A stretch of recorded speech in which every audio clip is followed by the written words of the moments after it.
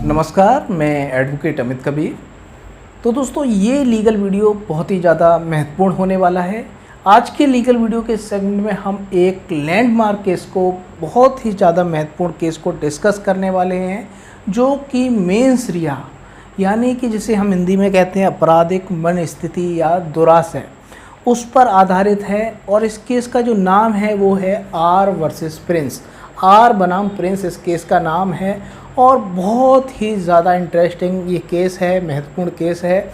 और ये एक लड़की के अपहरण से संबंधित केस है। एक लड़की के अपहरण का एक लड़के पे एलिगेशन है, उसके संबंध में वो एक्यूज्ड है इसमें, और उसके ऊपर ये चार्ज है कि उसने एक लड़की का अपहरण किया है। तो फ्रेंड्स, इस केस को सबसे पहले हम इस केस के फैक्ट्स को समझेंगे बिल्कुल लूसिड लैंग्वेज में। तो फ्रेंड्स, सबसे पहले यदि आपने हमारे यूट्यूब चैनल आर्टिकल 32 को सब्सक्राइब नहीं किया है तो सब्सक्राइब जरूर कर लें, and don't forget to press bell button so that you can get easily notification of our upcoming videos. So friends, let's start. तो फ्रेंड्स, इस केस के जो फैक्ट्स हैं वो इस प्रकार हैं कि इसमें क्या होता है, एक लड़की होती है जिसकी उम्र 16 वर्ष से कम होती है, 14-15 साल की होती है, लेकिन उसका शरीर इतना हष्ट पुष्ट होता है कि वो अपने शरीर से यहाँ पर 18, 19, 20 साल की लगती है, एक एडल्ट लगती है। तो यहाँ पर जो लड़का होता है, उसका दोस्त, उसका जो फ्रेंड होता है, उसे वो उसके पिता की अभिरक्षा से, गार्जियनशिप से उसे निकाल के बाहर ले जाता है। उसे लगता है कि ये गार्जियनशिप में नहीं है क्योंकि ये 18 साल से बड़ी है। और वो लड़की भी यहाँ पर झूठ बोलती है कि मैं 18 साल, मेरी उम्र यहाँ पर 16 साल है या 16 साल से ऊपर है। वो इस तरीके की बात करती है।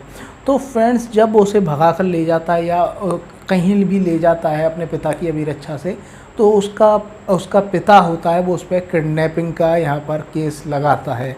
तो फ्रेंड्स, देख लेते हैं कि इस केस के यहाँ पर महत्वपूर्ण फैक्ट्स क्या थे। तो फ्रेंड्स, इस केस के जो महत्वपूर्ण फैक्ट्स थे वो इस प्रकार हैं कि यहाँ पर एक लड़की थी और एक लड़का था, और लड़की के पिता। तो लड़की थी वो यहाँ पर करीब 14 वर्ष उसकी एज थी, उसकी जो उम्र थी अराउंड 14 ईयर्स थी, लेकिन वो इतनी हष्ट पुष्ट थी कि उसकी जो एज थी वो 16 वर्ष या 16 वर्ष से ऊपर की लगती थी। ऐसी लगती थी कि वो 16 वर्ष की है या उससे ऊपर की है, 17 वर्ष की है, इस तरीके की उसके शरीर से उसकी एज ऐसी लगती थी कि वो 16 वर्ष या उससे ऊपर की उसकी एज है, लेकिन असल में उसकी जो एज थी वो करीब 14 वर्ष थी। तो फ्रेंड्स, क्या होता है, जो लड़का होता है वो लड़की को अपने साथ ले जाता है, उसके पिता की अभिरक्षा से, उसके पिता की बिना सम्मति के, उससे पिता से बिना पूछे उसे उसकी सम्मति से के बिना उस लड़की को ले जाता है। तो यहाँ पर उसने कौन सा अपराध किया, तो यहाँ पर जो बाप होता है वो उस पर किडनैपिंग का यहाँ पर केस FIR दर्ज कराता है कि इसने किडनैपिंग किया है, मेरी लड़की की किडनैपिंग का अपराध किया है। तो फ्रेंड्स, यहाँ पर ये क्वेश्चन अराइज होता है कि उसने किडनैपिंग की या नहीं की। यही महत्वपूर्ण फैक्ट्स है इस केस में कि उसने किडनैपिंग की या नहीं की। तो फ्रेंड्स, यहाँ पर जो IPC के अंतर्गत जो किडनैपिंग के अपराध के लिए जो पनिशमेंट बताई गई है वो 363 के अंतर्गत IPC में बताई गई है, लेकिन यहाँ पर ये विदेश का केस है तो वहाँ पर सेक्शन अलग है। तो फ्रेंड्स, किडनैपिंग के अपराध में लड़की की जो एज है वो यहाँ पर 16 वर्ष से कम की यदि लड़की है, 16 वर्ष से यदि कम की लड़की है, और उसको उसके पिता माता जो भी उसके संरक्षक हैं, गार्जियन है, उसकी इच्छा के विरुद्ध, उसके सहमति नहीं ली है और आप उसको ले जाते हैं। यानी कि मान लीजिए कोई लड़की है जो 16 वर्ष से कम है और आप उससे ले जाते हैं, अपने साथ बहला फुसला कर ले जाते हैं या उसे अपने साथ पकड़ के ले जाते हैं और उसके पिता से नहीं पूछते हैं, तो यहाँ पर किडनैपिंग का अपराध होता है। तो ऐसी ही स्थिति यहाँ पर थी, लड़की की उम्र थी वो 16 वर्ष से कम थी। तो इसी के आधार पे FIR दर्ज हुई कि लड़की की उम्र 16 वर्ष से कम है। तो यहाँ पर जो डिफेंस था लड़के का वो ये उसका डिफेंस था। उसने अपने डिफेंस में ये तर्क दिए, ये आर्गूमेंट्स दिए उसके वकील ने कि जो लड़की थी वो इतनी हष्ट-पुष्ट थी कि उसकी उम्र 16 वर्ष या उससे ऊपर की वो लड़की लगती थी। और जब लड़की से उसने पूछा था कि तुम्हारी एज क्या है, उसके बारे में उसने उसे बताया था कि मेरी उम्र 16 वर्ष से ऊपर की है, या 16 वर्ष है, 16 वर्ष से ऊपर की है, इस तरीके से उसने बताया था। तो फ्रेंड्स इस तरीके का तर्क उसने दिया। अब आपको ये बताना है कि उसका डिफेंस यहाँ पर सक्सेस रहा या नहीं रहा, क्योंकि उसे यहाँ पर आपको कोई भी मेलाफाइड इंटेंशन नहीं दिख रहा है, मेंस रिया नहीं दिख रहा है कि उसने ऐसा जानबूझकर इंटेंशनली नोइंगली उसने ऐसा किया हो। तो फ्रेंड्स फिर भी इस केस का जो डिसीजन आया उसमें यही आया कि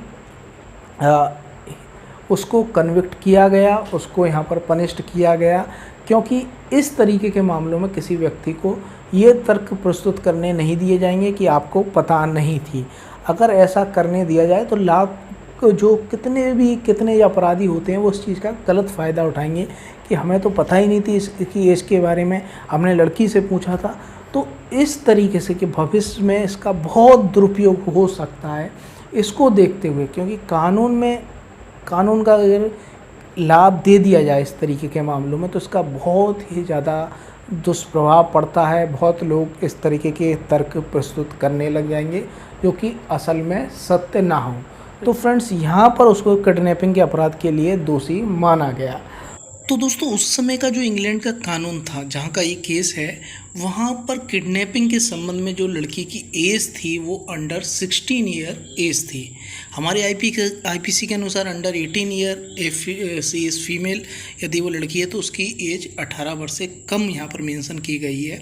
लेकिन उस समय का कानून था इंग्लैंड का, उसमें 16 वर्ष से कम उम्र की लड़की को यदि उसके पिता की अभिरक्षा से, उसके पेरेंट्स की अभिरक्षा से, गार्जियनशिप से बाहर ले जाया जाता है तो इट इज़ किडनैपिंग। तो दोस्तों हम ये इस वीडियो में इसलिए ये बता रहे हैं क्योंकि आप कंफ्यूज ना हो जाएं और आप अपने दिमाग में ये ना बैठा लें कि ये अंडर एज ऑफ 16 ईयर है। ऐसा नहीं है, हमारे आईपीसी के अनुसार अंडर एज ऑफ 18 ईयर है फीमेल के लिए, तो आपको ये याद रखना है। तो फ्रेंड्स ये था आज का हमारा महत्वपूर्ण केस लॉ। आपको हमारा वीडियो कैसा लगा कमेंट बॉक्स में कमेंट करके ज़रूर बताएं।